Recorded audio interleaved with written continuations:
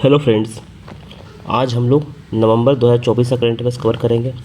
इससे पहले हम लोगों ने जनवरी से लेकर के मई तक का कवर कर लिया है एंड दिसंबर का कवर कर लिया है। तो 6 मंथ का कवर हो गया। आज 7वां मंथ का कवर हो जाएगा। क्विज चल रहा है चैनल पे, आप लोग जाइए क्विज अटेम्प्ट कीजिए। डेली 50 क्यूज डाला जा रहा है, जिससे आपका रिवीजन एंड कि कितना आप पढ़ाई किए हो, क्या आपका लैग कर रहा है, जो भी आपका लैग कर रहा है वो आपको उससे क्लियर हो जाएगा और फिर आप अपने प्रिपरेशन में उससे ऐड कर सकते हैं। ठीक, तो चलिए हम लोग स्टार्ट करते हैं। हाँ, हम लोग का जो मैगज़ीन है वो भी कुछ दिनों में आने वाला है, with in 7 days, 6 to 7 days. और आप उसका कंपाइलेशन देखिएगा तब आपको समझ में आएगा कि कितना हम लोगों ने ब्रॉड और बेहतर कंपाइल किया है, जिससे कि आपको चीज़ें बहुत ईजिली कवर हो जाए। तो चलिए हम लोग स्टार्ट करते हैं। नवंबर 2024। देखिए, सबसे पहले पॉलिटी का हम लोग देखते हैं। नवंबर में वैसे बहुत ज़्यादा कुछ था नहीं, तो it will not take much time. देखिए, इसमें एक पिटीशन फाइल किया गया था सुप्रीम कोर्ट में। अब पिटीशन ये था कि जो सेकुलर और सोशलिस्ट वर्ड है, ये दोनों जो वर्ड है, सेकुलर और सोशलिस्ट जो वर्ड है ना, उसको हटा दिया जाए। ठीक, उसको चैलेंज किया गया था। जो 42nd अमेंडमेंट एक्ट आप सबको पता होगा, पॉलिटी आप पढ़ते होंगे, तो उसे जोड़ा गया था। तो उसका पिटीशन का नाम था Balram Singh versus union of India, इसी साल का था। तो आपको बस ये याद रखना कि Balram Singh versus union of India, क्योंकि यूपीएससी क्या बीपीएससी क्या है ना कि इस टाइप का क्वेश्चन पूछती है। और उससे भी इंपॉर्टेंट क्या है कि सेकुलर और सोशलिस्ट किस से जोड़ा गया था, सेकुलर और सोशलिस्ट किससे जोड़ा गया था, तो 42nd अमेंडमेंट एक्ट से जोड़ा गया था। तो उससे भी ज़्यादा इंपॉर्टेंट ये हो जाता है। इंटर स्टेट काउंसिल अभी हाल में कॉन्स्टिट्यूट हुआ। इसका सबसे इंपॉर्टेंट है कि आपको आर्टिकल याद रखना है। तो आर्टिकल कौन सा है, तो आर्टिकल 263 है। अब आर्टिकल 263 के थ्रू इसका गठन होता है। कौन करता है, तो प्रेसिडेंट करते हैं। प्रेसिडेंट इसका गठन करते हैं। और इसका जो चेयरमैन होता है, चेयरमैन कौन होते हैं, तो प्राइम मिनिस्टर, इसके पीएम इसका चेयरमैन होते हैं। और अदर मेंबर कौन होते हैं, तो सीएम अदर मेंबर हो गया। एंड जो यूटी में सीएम है वो फिर इसके मेंबर्स होते हैं। तो आप ये ध्यान रखिए, इसमें दो चीज़ आपको ध्यान रखना है कि आर्टिकल 263, आर्टिकल 263, 263 एंड पीएम इसके चेयरमैन होते हैं। इसको गठन कौन करता है, तो प्रेसिडेंट। आपको इंटर स्टेट काउंसिल है, ये 3 चीज़ बहुत इंपॉर्टेंट है, मस्ट है। आपको आर्टिकल इसका याद रखना ही रखना है। आपको ये जो आर्टिकल है, आर्टिकल 263, आपको ये याद रखना ही रखना है। पीएम आपको याद रखना ही रखना है कि चेयरमैन होते हैं। अब देखिए, यहीं पर कन्फ्यूजन होता है बच्चों को। अब ये तो देखिए, इंटर स्टेट काउंसिल जो है तो कॉन्स्टिट्यूशनल बॉडी है। थोड़ा सा मैं यहाँ पे आपको और समझा देता हूँ। अब ये तो देखिए जैसे है कि कॉन्स्टिट्यूशनल बॉडी है, कॉन्स्टिट्यूशनल बॉडी है। लेकिन एक होता है zonal council. Total 5 zonal council है ना। अब मुझे आप कमेंट सेक्शन में ये बताइएगा कि जो बिहार है, जो अपना बिहार है, वो किस जोनल काउंसिल में है। ठीक, किस जोनल काउंसिल में, मतलब कि नॉर्थ, साउथ, ईस्ट, वेस्ट कौन सा है। ठीक, वो आपको बताना है कमेंट सेक्शन में। अब देखिए, जोनल काउंसिल जो होता है ना, इसका चेयरमैन जो होता है होम मिनिस्टर होते हैं। अब इंटर स्टेट काउंसिल था तो मैंने सोचा कि यहीं पे आपको ब्रीफ कर दूँ। होम मिनिस्टर होते हैं इसके चेयरमैन, ये भी प्रेसिडेंट बनाते हैं। अब इसमें भी सब कुछ सेम होता है, बस इसके जो हेड होते हैं वो होम मिनिस्टर होता है। And zonal council is not a constitutional body, it is a statutory body. ठीक, तो आपको ये 1950 स्टेट रीऑर्गेनाइजेशन 1950 एक्ट के बाद से ये आया था। तो आपको बस इतना याद रखना है। ठीक, आपको कमेंट में बताना है कि बिहार किस जोनल काउंसिल में है। चलिए हम लोग आगे देखते हैं। अब नया कैग जो है, नया कैग बने हैं। नया कैग कौन बने हैं, के संजय मूर्ति, ये नए कैग बने। ये गिरीश चंद्र मुर्मू जी थे, उनको इन्होंने रिप्लेस किया है। अब कैग का आपको एक आर्टिकल पता होना चाहिए कि आर्टिकल 148 से कैग बनता है। ये इंपॉर्टेंट है, आपको आर्टिकल पता होना चाहिए कभी, क्योंकि क्या होता क्या है ना, कभी कभी आपसे आर्टिकल पूछ देगा कि कौन सा आर्टिकल से कैग बनता है, कौन सा आर्टिकल से अटॉर्नी जनरल का कौन सा आर्टिकल है, तो ये सब पूछ देता है। अब अटॉर्नी जनरल का कौन सा आर्टिकल है, ये आप कमेंट कीजिए। एक तो मैंने कैग बता दिया, दूसरा आप कमेंट कीजिए। हिंट मैं दे देता हूँ, अटॉर्नी जनरल का जो आर्टिकल है वो 75 से लेकर के 80 के बीच में है। चलिए, हिंट मैंने दे दिया आपको। अब इस हिंट के थ्रू आप बता सकते हैं, जिसको भी थोड़ा बहुत आइडिया होगा। अब हम लोग आगे देखते हैं कि नेशनल कमीशन ऑफ वुमेन, अब इसके नए चेयरमैन कौन बने हैं, तो नए चेयरमैन बने हैं Vijaya Kishore Ratnakar. He is the new C is the new chairman. नए वुमेन के चेयरमैन कौन बने हैं, तो विजया किशोर रत्नाकर बने हैं। देखिए झारखंड इलेक्शन हुआ था, उसमें 56 सीट जो है ना वो जेएमएम जीती है, झारखंड मुक्ति मोर्चा, जो शिबू सोरेन की पार्टी है, हेमंत सोरेन के जो पिताजी हैं शिबू सोरेन, उनकी पार्टी है, और हेमंत सोरेन सीएम बने हैं, ठीक। तो आपको बस ये याद रखना है। अब इसमें एक चीज़ क्या है, बीपीएससी पूछता है कि किस कॉन्स्टिट्यूएंट असेंबली से जो सीएम है वो जीते हैं। तो आपको कॉन्स्टिट्यूएंट असेंबली याद रखना, बरहत कॉन्स्टिट्यूशनल असेंबली से था जहाँ से वो जीते हैं। अब झारखंड में टोटल सीट कितना है असेंबली का, 81 है। जैसे बिहार में 243 है ना, वैसे झारखंड में 81 है, और 56 सीट जीत करके इनको मेजोरिटी मिला है। आगे हम लोग देखते हैं कि मणिपुर के चीफ जस्टिस, देखिए मणिपुर हमेशा न्यूज़ में रह रहा है, हो सकता है वहाँ का चीफ जस्टिस अभी अपॉइंट हुआ है तो आपसे पूछ दे कि doctor Krishna Kumar, justice D Krishna Kumar, doctor नहीं, जस्टिस डी कृष्ण कुमार है, ये मणिपुर के नए चीफ जस्टिस अपॉइंट हुए हैं। And chief justice of Delhi high court, ये बहुत इंपॉर्टेंट है, दिल्ली हाई कोर्ट हमेशा न्यूज़ में रहता है, हमेशा जजमेंट के लिए कुछ ना कुछ, तो ये यहाँ से क्वेश्चन पूछने का हमेशा चांसेस है। तो जस्टिस मोहन जो है ये दिल्ली के चीफ जस्टिस थे, उनको सुप्रीम कोर्ट का जज अपॉइंट किया गया है, ये बहुत इंपॉर्टेंट है, इसको ध्यान रखिएगा। हम लोग अब इंटरनेशनल रिलेशन देखते हैं। आईआर में क्या क्या करंट अफेयर्स था। तो आईआर में सबसे पहला करंट अफेयर, सबसे इंपॉर्टेंट करंट अफेयर्स ये था कि 31st Asia Pacific economic cooperation APEC कहाँ हुआ था, तो हुआ था पेरू में। अब इसका थीम क्या था, तो एम्पावर इंक्लूड ग्रोथ, ये थीम आपको याद रखना, एम्पावर इंक्लूड ग्रोथ हुआ कहाँ था, पेरू में, इससे ज़्यादा आपको ज़रूरत नहीं है। अभी मॉरिशस के नए प्राइम मिनिस्टर बने हैं डॉक्टर नवीन रंबरगुलम्बन, ये आपको नाम याद रखना है, नवीन, आप नवीन से याद रखें, नवीन हिंदी नेम है तो आपको यहाँ से याद हो जाएगा आराम से easily, and you will memorise. अभी जापान के बने हैं तो शिंगू इशावा बने हैं, ये आपको नाम याद रखना, जापान हमेशा न्यूज़ में रहता है, हमेशा भारत के साथ इसके संबंध भी बहुत अच्छे हैं। गुएना जो है अभी मोदी जी को द ऑर्डर ऑफ एक्सेलेंस, जो उसका हाईएस्ट अवार्ड है वो देगा। वहीं बारबाडोस भी अपना जो हाईएस्ट अवार्ड है मोदी जी को देगा, और दिया है ऑर्डर ऑफ फ्रीडम अवार्ड। अब देखिए मोदी जी जहाँ जाते हैं वहाँ इनको हाईएस्ट अवार्ड मिल जाता है, तो ठीक, इसलिए ये इंपॉर्टेंट है।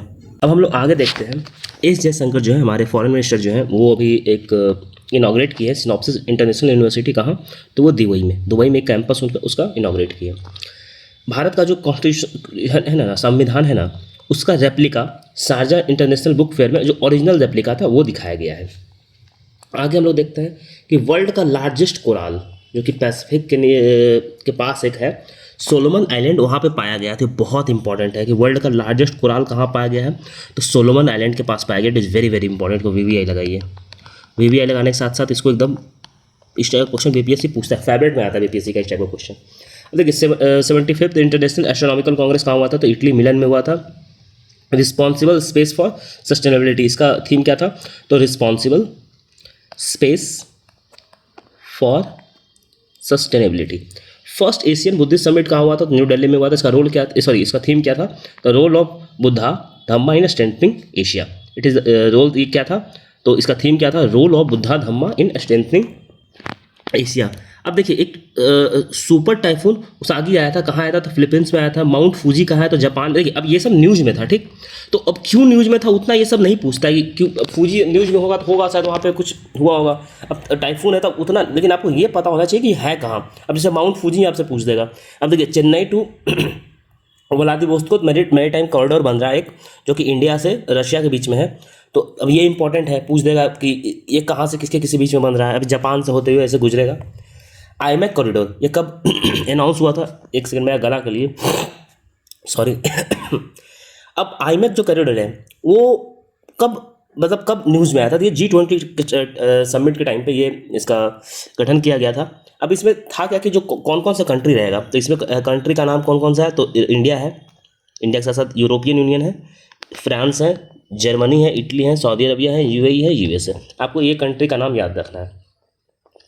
अब इसमें क्या किया ना कि आपको कुछ पोर्ट याद रखना है, कैसे पोर्ट में कनेक्टिविटी होती है। तो मुंबई का पोर्ट आपको याद रखना है, जबल अली पोर्ट आपको याद रखना है, उसके साथ साथ अल गुभा फिर पोर्ट जो है UAE में, वो याद रखना है, नाम थोड़ा सा पर्शियन है। रियाद का तो आपको सऊदी अरब में है, वो ठीक है। ये पोर्ट नहीं, ये कनेक्टिविटी कराएगा, यहाँ से कनेक्टिविटी करेगा। और हाफिया पोर्ट जो इजराइल है, ये इंपॉर्टेंट है, ये आपको याद रखना है। उसके बाद फिर ग्रीस में जो पायरस पोर्ट है वहाँ, इसके बाद फिर यहाँ से क्या होगा, यूरोप में कनेक्टिविटी हो जाएगा। इस तरह से आपको ध्यान रखना है। आगे हम लोग देखते हैं कि इंटरनेशनल सोलर अलायंस, आपको पता है कि इंडिया और फ्रांस मिलकर 2015 में इंटरनेशनल सोलर अलायंस बनाया था। तो अभी कहाँ इसका ऑर्गेनाइज हुआ है, तो न्यू दिल्ली में। इसका हेडक्वार्टर कहाँ है, तो हेडक्वार्टर है गुरुग्राम में। इसका हेडक्वार्टर कहाँ है, तो गुरुग्राम में। अभी हाल में ऑस्ट्रेलिया जो है बैन कर दिया है सोशल मीडिया, जो 16 साल के बच्चों है मतलब कि 16 साल के बच्चों का जो एज है उस एज तक के बच्चों के लिए, मतलब कि चिल्ड्रन के लिए सोशल मीडिया को बैन कर दिया है। अच्छा इनिशिएटिव है, इंडिया को भी करना चाहिए। इंडिया में अगर ऐसा कर देगा तो फिर यहाँ हम लोग जितने जो बेरोजगार सब है जाएंगे कहाँ, रूल्स कौन बनाएगा। फर्स्ट ट्राइलेटरल पावर ट्रांजेक्शन अभी नेपाल बांग्लादेश के बीच में होगा, तो वो भारत से होकर गुजरेगा। जो हम लोग का जो एनटीपीसी पावर है, विद्युत है, वो फैसिलिटेट कर रही है, ठीक। और इसमें 40 मेगावाट पावर जाएगा, ये भी ध्यान रखिएगा। अर्मेनिया जो है 104वां मेंबर बन गया है आईएसए का, ये ध्यान रखिएगा। हम लोग रिपोर्ट एंड इंडिसेस थोड़ा सा देख लेते हैं। State and food agriculture report कौन निकालता है, तो एफएओ निकालता है। एडेप्टेशन गैप रिपोर्ट कौन निकालता है, तो यूएनईपी निकालती है, United Nation environment programme. Emission gap report कौन निकालता है, तो यूएनईपी निकालती है। अब देखिए गैप से याद रखिए कि जो भी गैप रिपोर्ट है वो कौन निकालता है। जैसे ये गैप, सॉरी एक सेकेंड, हाँ अब देखिए ये गैप रिपोर्ट है, ये भी गैप रिपोर्ट है, कौन निकालता है, यूएनईपी। तो जो भी गैप रिपोर्ट है वो यूएनईपी निकालती है, इस तरीके से याद रखिए। प्रोटेक्टेड प्लानट रिपोर्ट ये कौन निकालते हैं, environment, UN environment programme, world conservation monitoring centre and IUCN. अब ये दोनों मिल करके निकालती है। वर्ल्ड एनर्जी एम्प्लॉयमेंट रिपोर्ट कौन निकालती है, तो आईईए निकालती है, इंटरनेशनल एनर्जी एजेंसी निकालती है। और वर्ल्ड इंटेलेक्चुअल प्रॉपर्टी इंडिकेटर कौन निकालती है, तो WIPO, world intellectual property organisation, इसमें भारत का रैंक 6 है और यूएसए को टॉप दिया गया है, मतलब यूएसए टॉप किया है इंटेलेक्चुअल प्रॉपर्टी राइट्स में। अभी हाल में 21st लाइव स्टॉक सेंसस हुआ था, कौन किया था, तो ministry of animal and husbandry. उससे ज़्यादा इसमें ज़रूरत नहीं है कि आप इसको पढ़ो याद करो। जो मुरगमाओ पोर्ट है ना गोवा में, उसको रिकॉग्नाइज किया गया है globally as a incentive provider for environmental shipping. मतलब इन्वायरमेंटल शिपिंग के लिए किस पोर्ट को रिकॉग्नाइज किया गया है, तो मुरगमाओ पोर्ट जो गोवा में है उसको रिकॉग्नाइज किया गया। इंपॉर्टेंट है, ये बहुत इंपॉर्टेंट है। बिहार का पहला ड्राई पोर्ट पटना में वीवीआई लगाई है इसको। 43rd इंटरनेशनल ट्रेड फेयर, अब ये हुआ कहाँ था, तो ये हुआ था दिल्ली में। अब इसका थीम क्या था, तो विकसित भारत एट 2047, ये थीम था कि भारत को विकसित बना देना है 2047 तक। अभी क्या है वो उसका पता नहीं, लेकिन 2047 तक हम लोग क्या होंगे उसका अब सोच रहा है, मतलब बेवकूफ़ बनाने का तरीका है। Partner state Bihar and Uttar Pradesh है, जो कि गोल्ड, और झारखंड को क्या मिला था, फोकस्ड कैटेगरी में, ठीक। बिहार और उत्तर प्रदेश को आपको याद रखना है, ये इंपॉर्टेंट है। हम लोग इन्वायरमेंट देख लेते हैं। अब देखिए UNFCCC, अब इसमें हुआ तो बहुत कुछ था, लेकिन अब उतना कितना याद रखेगा, वो पीटी में उतना आता नहीं है। तो अब सबसे पहले हुआ कहाँ था, तो ये हुआ था, आपको जगह पता होना चाहिए, बाकू अजरबैजान में हुआ था। इसका थीम क्या था, थीम बहुत इंपॉर्टेंट है, आपको पता होना चाहिए, liveable, investing in a liveable planet, ये इसका थीम है, investing in a liveable planet. आपको थीम इसका पता होना चाहिए। अब वहीं पे एक new collective quantified goal launch किया गया, जिसमें फाइनेंसिंग जो था, पहले कितना था, 100 बिलियन था, अब उसको ट्रिपल कर दिया गया, 3x से मल्टीप्लाई कर दिया गया, तब 300 बिलियन कर दिया गया था। अब तो 300 बिलियन, ये डॉलर याद रखना है, ये नंबर याद रखना है, 3 US बिलियन डॉलर कर दिया गया। अब एक आर्टिकल 6 है ना कार्बन मार्केट के लिए, पेरिस एग्रीमेंट का है। अब उसमें क्या है कि एक जो कार्बन मार्केट है ना, कंट्री को कार्बन ट्रेड कर सकता है कंट्री, तो वो चीज़ को अलाउ कर दिया गया। तो आर्टिकल 6 जो है कार्बन ट्रेडिंग से रिलेटेड है, आप ध्यान रखिएगा कि आर्टिकल 6 किससे रिलेटेड है, तो कार्बन ट्रेडिंग से रिलेटेड है, ये आप ध्यान रखिएगा। आगे हम लोग बढ़ते हैं, देखते हैं कि COP16 जो है, UN convention on biological diversity, UNCBD भी हम लोग बोलते हैं शॉर्ट में, ये हुआ कहाँ था, तो ये हुआ था कली कोलंबिया में, ठीक। और इसका थीम क्या था, तो पीस विथ नेचर, इसका थीम क्या था, पीस विथ नेचर, ठीक। अब यहीं पे एक कोलिशन फॉर्म हुआ था, world coalition for peace with nature, a call for life. ये बेसिकली इंडिया नहीं है इसमें, मैक्सिको, स्वीडन, उगांडा, चिली, ये 4 देश मिलकर के किए हैं। अगर आपको याद रहे तब भी ठीक है, नहीं याद रहे तब भी कोई बात नहीं, कम चांसेस है आने का। हम लोग वन लाइनर कुछ देख लेते हैं, ठीक। तो वर्ल्ड का पहला CO2 टू मिथनॉल प्लांट जो है NTPC लॉन्च किया, कहाँ किया है, तो ये विंध्याचल में किया, बहुत इंपॉर्टेंट है। इस टाइप का क्वेश्चन BPSC का फेवरेट है, कहाँ किया गया, विंध्याचल में। वर्ल्ड का first methanol to CO2 to methanol plant NTPC launch किया कहाँ, विंध्याचल में। गुरु घासीदास तोमला टाइगर रिजर्व कहाँ है, तो ये छत्तीसगढ़ में, भारत का 56वां टाइगर रिजर्व है। बॉम्ब साइक्लोन कहाँ आया था, तो USA वेस्टर्न कनाडा में आया था। लेक काराबिया, ये वर्ल्ड का लार्जेस्ट आर्टिफिशियल लेक है, रिजर्वायर है, ठीक। ये बेसिकली न्यूज़ में क्यों था कि इसका जो वाटर लेवल है घट रहा है, ठीक। अब इसका लोकेशन कहाँ था, जम्बाजी रिवर जो है, जाम्बिया और जिम्बाब्वे के बीच में। जाम्बिया देखिए, जाम्बिया जिम्बाब्वे से याद कीजिए, जम्बेजी रिवर, ठीक, वहीं पे लेक कारिबा। अब देखिए इस टाइप का BPSC क्या है ना, क्वेश्चन पूछता है। अब ये न्यूज़ में है, अब आप उठा के देखिएगा, जाके PYQ अगर देखिएगा आप, तो PYQ में क्या है कि अफ्रीका से लेकर के, अफ्रीका से जो भी रिलेटेड चीज़ है, इस टाइप का अगर न्यूज़ में रहता है ना तो बीपीएससी क्या करती है, क्वेश्चन पूछ लेती है, तो आपको ये पता होना चाहिए। 9th अमूर फैल्कन फेस्टिवल कहाँ मनाया जाता है, मणिपुर में। और हॉर्नबिल फेस्टिवल कहाँ, तो हॉर्नबिल फेस्टिवल कहाँ, तो नागालैंड में। ये दोनों ध्यान रखिएगा। साइंस एंड टेक में हम लोग कुछ देख लेते हैं कि जो साउथ अफ्रीका है पहला कंट्री बन गया है हर्टेबल ह्यूमन जीनोम एडिटिंग के लिए। साउथ अफ्रीका जो फर्स्ट कंट्री बन गया है अलाउ करने वाला हर्टेबल ह्यूमन जीन एडिटिंग के लिए।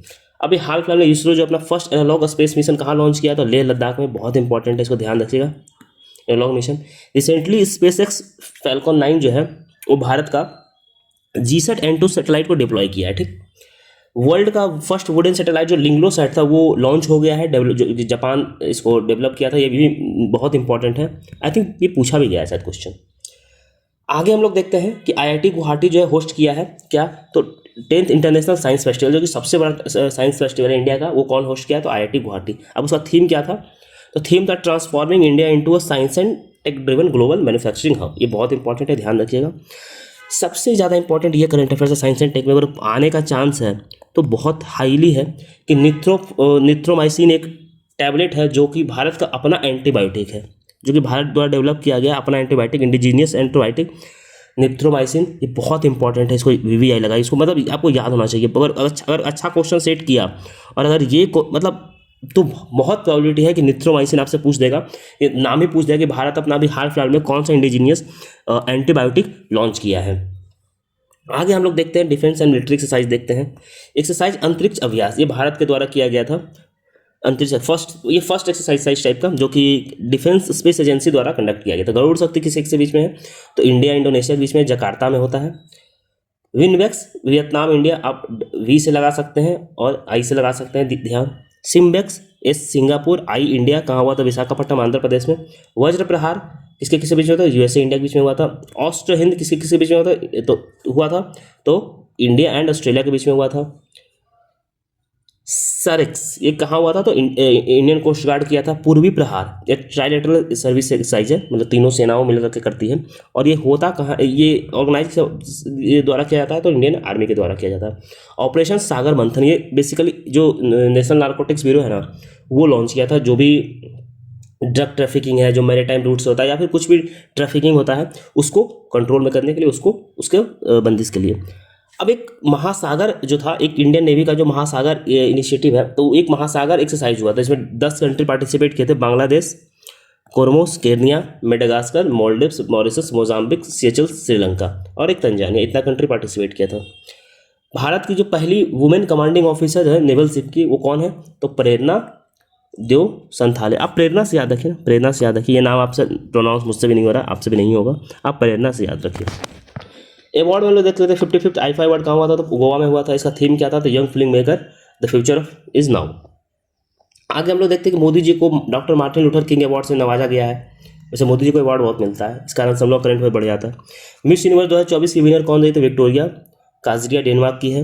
Indira Gandhi Nobel peace prize किसको मिला है, तो डेनियल बारबम को मिला है, और अली अबू अवाद, ये दोनों नाम है, देख लीजिएगा।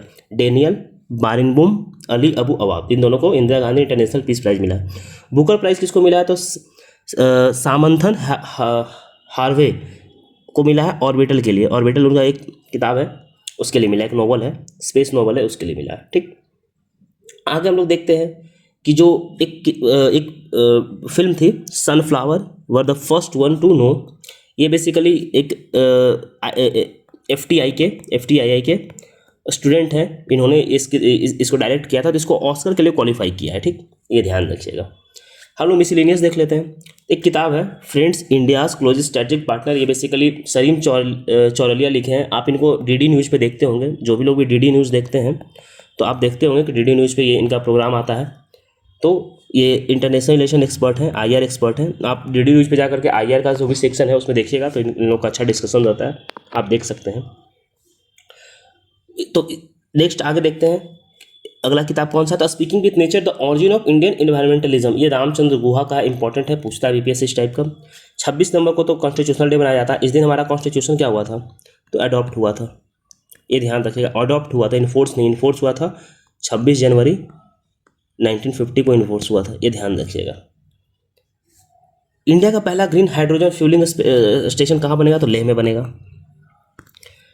मेलुरुई, ये 17वीं डिस्ट्रिक्ट है नागालैंड का। अमेजोन जो है पहला लॉन्च करेगा free cost engineering market space, कहाँ, तो बेंगलुरु में। साइक्लोन फेंगल कहाँ आया था, तमिलनाडु में आया था। नाम कौन दिया है इसका, तो नाम इसका दिया है सऊदी अरब दिया है। वैभव सूर्यवंशी को आप हम सब जानते हैं कि 13 साल के हैं, आईपीएल खेल रहे हैं, किस टीम से खेलते हैं, तो राजस्थान रॉयल्स से खेलते हैं, आप ध्यान रखिएगा। अब देखिए वुमेन्स एशियन चैंपियंस ट्रॉफी हुआ था, कहाँ हुआ था, तो ये राजगीर में हुआ था। बहुत इसको बीबीआई लगा, यहाँ से क्वेश्चन आएगा ही आएगा, ठीक। अब हुआ कब से था, तो 11 नवंबर से 20 तक हुआ था। इसका मॉस्कट कौन था, तो गुड़िया थी, जो कि इंस्पायर्ड बाय था हाउस स्पैरो।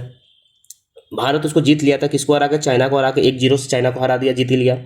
तो प्लेयर ऑफ द टूर्नामेंट कौन थी, तो दीपिका थी, जो कि भारत की हैं। और gold cup of the tournament कौन थी, तो यू गुडो, जापान की थी, ठीक। और ये भारत का तीसरा चैंपियंस ट्रॉफी है, भारत तीसरी बार इसको जीता है, थर्ड टाइम जीता है, जो कि बिहार में हुआ था, राजगीर में हुआ था, बहुत इंपॉर्टेंट है, इसलिए आपको ध्यान होना चाहिए। तो चलिए नवंबर का भी हम लोगों ने करंट अफेयर्स कवर कर लिया है। Most probably in coming 2 to 3 days, 2 से 3 दिन में आपको अक्टूबर का भी कंप्लीट हो जाएगा। और अक्टूबर से पहले सितंबर से लेकर के पहले हम लोगों ने 70th के लिए कवर किया था, तो वो भी आपको मिल जाएगा। तो मान लीजिए अगर आपको 2 साल का करंट अफेयर पढ़ना है, तो 2 साल का करंट अफेयर्स आपको यूट्यूब पे मिल जाएगा, पीडीएफ मिल जाएगा टेलीग्राम पे। 1 साल तो छोड़िए, 2-2 साल का कवर हो चुका है, ठीक। बाकी जुलाई का बचा, तो जुलाई का हम लोग विदिन 7 डेज कवर कर लेंगे। जैसे जुलाई 31 को खत्म होगा, 30 को खत्म होगा, उसके बाद हम लोग विदिन 2 to 3 डेज आपको कवर हो जाएगा। तो आपके पास सफिशिएंट, अभी टाइम बहुत है, अभी 45 दिन समय है, तो समय आपके पास बहुत है, समय का किल्लत नहीं है।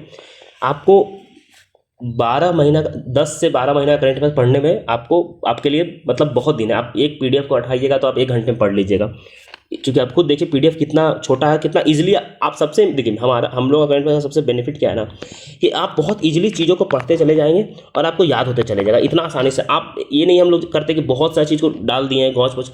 हम लोग देखिए बीपीएससी के लिए करंट अफेयर्स बना रहे हैं, ठीक। सबसे इंपॉर्टेंट बात ये है, सुनिएगा, बीपीएससी के लिए बना रहे हैं हम लोग, 50 एग्जाम को कवर नहीं कर रहे हैं। जब हम लोग बीपीएससी के लिए बना रहे हैं, तो बीपीएससी जिस तरीके का क्वेश्चन पूछता है एग्जाम में, हम लोग उसी क्वेश्चन को डालेंगे। जैसे एसएससी है, तो एसएससी क्या कर रहा है कि फिल्म से लेकर के बहुत क्वेश्चन उसका आता है, फिल्म से लेकर के। बीपीएससी होता है फिल्म से क्वेश्चन नहीं पूछता है, लेकिन कुछ इंपॉर्टेंट है तो वो हम लोग डाल देते हैं। बाकी अगर ऐसे कवर कर जाएंगे तो 10,000 पन्ना लग ही जाएगा। जैसे और जो मैगजीन आता है 10,000 पन्ने का, और फिर वो लोग क्लेम करेंगे क्वेश्चन सारा आ जाएगा। ऑब्वियस सब आता है, आएगा ही। अगर 50,000 पन्ने का मैं भी निकाल दूँ तो आएगा ही। वैसे हमारा 150 पन्ने में ही आ जाता है। खैर कोई नहीं, चलिए इसको देखिए, आपको इसका कमेंट, ये टेलीग्राम का जो लिंक है आपको कमेंट सेक्शन में मिल जाएगा। आप कमेंट वहाँ जुड़िए, आपको पीडीएफ वहाँ मिल जाएगा। हाँ, और क्यूज का प्रैक्टिस आपको मिस नहीं करना है, ठीक। डेली जो क्यूज प्रैक्टिस हो रहा है आपको मिस नहीं करना है। यहाँ से आपको क्वेश्चंस एग्जाम में देखने को मिलेगा, मैं गारंटी देता हूँ कि आपको मोस्ट ऑफ द क्वेश्चंस, हम लोग सारा सब्जेक्ट का करवा रहे हैं, ठीक। तो आप कहीं टेस्ट दे रहे हो, उससे क्या ही फर्क पड़ता है। अब यहाँ तो क्यूज आपको अटेम्प्ट करना ही चाहिए। मोस्ट ऑफ द क्वेश्चंस आपको यहाँ से मिल जाएगा देखने को, आप एग्जाम में, मैं इससे गारंटी लेता हूँ।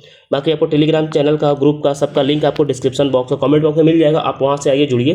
अगर आपको पीडीएफ लेना है तो आप वहाँ से जुड़ करके मुझे टेक्स्ट कीजिए, you will get the PDF. चलिए, तो आज का लेक्चर समाप्त हुआ, धन्यवाद।